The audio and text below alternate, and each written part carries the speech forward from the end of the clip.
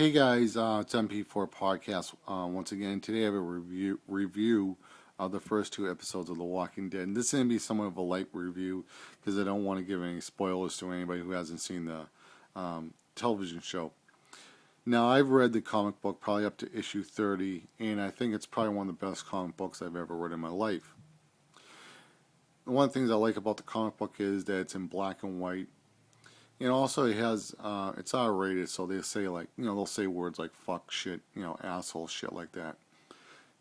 And it really has a feeling that if this comic book ever had to go to television in the United States, it can only go to HBO, Showtime, and Stars, because that's the only three networks that we have that will make original programming that can say fuck, shit, and asshole. And that's what you get when you read the comic book, that there's no other place that this IP can go to. Now, this property got picked up by AMC, which is the same network that plays Mad Men. So if you don't live in the United States, if you know Mad Men, they make a couple other original programmings. Now, if you read issue 1, which you can read free over at imagecomics.com, or if you have an iPhone, iPod Touch, or an iPad, you can download the Walking Dead application. And then once you launch the app, you can download the first issue for free, and every other issue is $1.99, which is a pretty good deal, actually.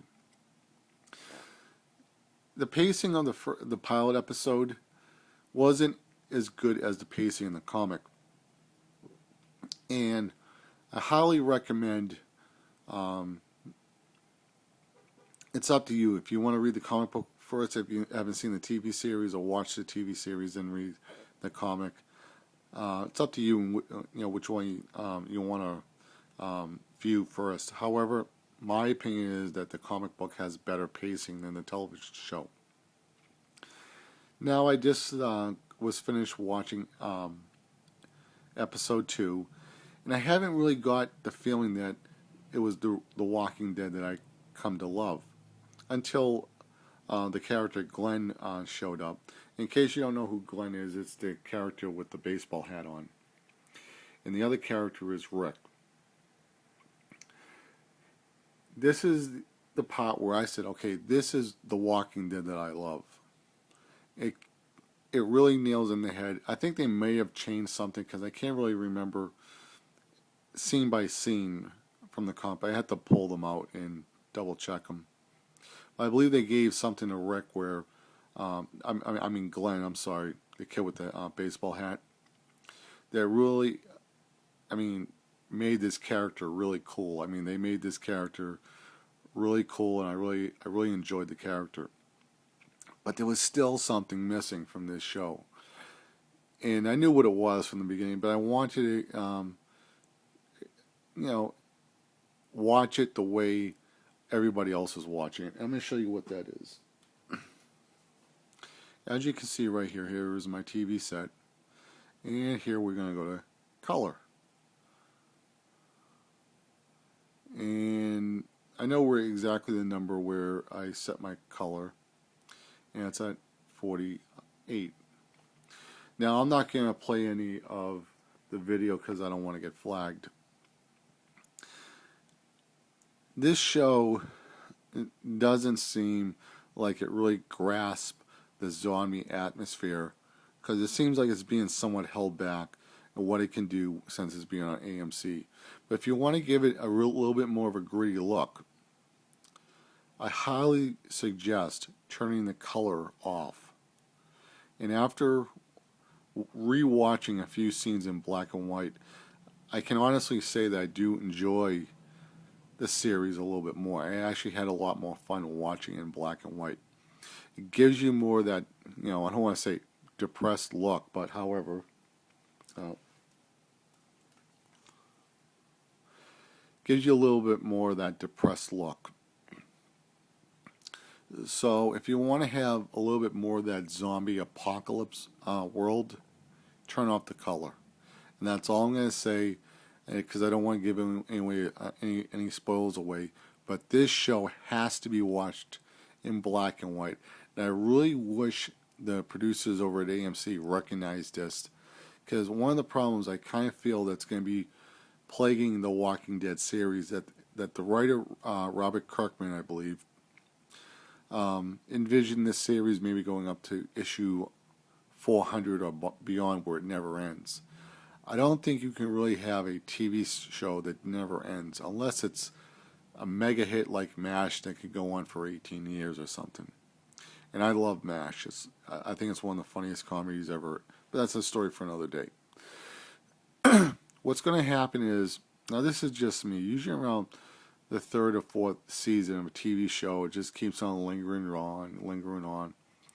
You know, and the producers, and, you know, they keep on trying to find more stories. They keep on trying to milk this TV series. And then, well, you know, usually having, most TV series usually have a bad ending. Some of them have good endings, some of them don't. And I'm not going to get into a debate on which shows have good endings or bad endings.